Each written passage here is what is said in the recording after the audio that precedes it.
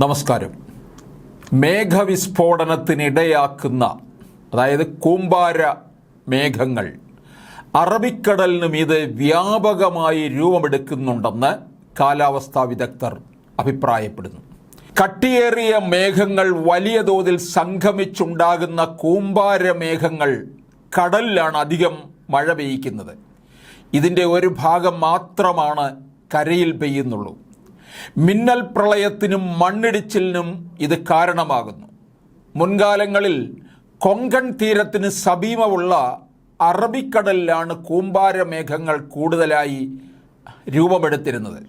അതിപ്പോൾ കേരളത്തിൻ്റെ ഭാഗമായ തെക്ക് കിഴക്കൻ അറബിക്കടലിലേക്ക് മാറുന്നതാണ് കേരളത്തിൽ മേഘവിസ്ഫോടനത്തിനും ലഘു മേഘവിസ്ഫോടനത്തിനും ഇടയാക്കുന്ന മഴ പെയ്യിക്കുന്നതെന്ന് കുസാറ്റ് കാലാവസ്ഥാ വിദഗ്ധർ നടത്തിയ പഠനങ്ങളിൽ നിന്ന് വ്യക്തമാകുന്നു.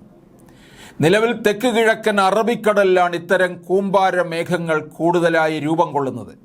വലിയ തോതിൽ ജലാംശവും മഞ്ഞും അടങ്ങിയ കൂമ്പാര മേഘങ്ങൾ ഭൂനിരപ്പിൽ നിന്ന് 6 മുതൽ 7 കിലോമീറ്റർ ഉയരത്തിൽ സംഗമിച്ചാണ് അതിശക്തമായ മഴ പെയ്യിക്കുന്നത്. ഇടിയും മിന്നലും ഇതിൻ്റെ പ്രത്യേകതകളാണ്. ഇത്തരം കനത്ത മഴ മൂലം പശ്ചിമഘട്ട മലനിരകളിൽ മണ്ണിടിച്ചിൽ അതിരൂക്ഷമായി സംഭവിക്കുന്നുണ്ട്. കാടുകളിലായതിനാൽ കാര്യമായ ശ്രദ്ധ കിട്ടാറില്ലെന്ന് മാത്രം. മൺസൂണിൽ നീണ്ടകാല മഴയ്ക്ക് ശേഷം മേഘവിസ്ഫോടന സമാനമായ മഴ ആഘാതം ഇരട്ടിയാക്കും. കുറഞ്ഞ നേരം കൊണ്ട് പെയ്യുമ്പോൾ മഴവെള്ളം മണ്ണിലേക്ക് ആഴ്ന്നിറങ്ങാതെ പരന്നൊഴുകുന്നത് മിന്നൽ പ്രളയത്തിനും വെള്ളക്കെട്ടിനും കാരണമാകുന്നു. ജൂലൈ ഓഗസ്റ്റ് മാസങ്ങളിൽ പുഴകൾ ഏതാണ്ട് നിറഞ്ഞിരിക്കുന്ന സമയത്ത് മേഘവിസ്ഫോടനമുണ്ടായാൽ പുഴകൾ കരകവിയും. കാലാവസ്ഥാ മാറ്റങ്ങൾ പ്രതീക്ഷിക്കുന്നതിലും വേഗത്തിലാണ് സംഭവിച്ചു കൊണ്ടിരിക്കുന്നതെന്നും ഗവേഷകർ പഠനങ്ങളിൽ പറയുന്നു. കഴിഞ്ഞ ദിവസം കൊച്ചിയിൽ മിന്നൽ പ്രളയം സൃഷ്ടിച്ചത് കൂമ്പാര മേഘങ്ങളിൽ നിന്നുള്ള അതിതീവ്ര മഴയായിരുന്നുവെന്ന് കുസാറ്റ് റഡാർ ഗവേഷണ കേന്ദ്രം വ്യക്തമാക്കുന്നു.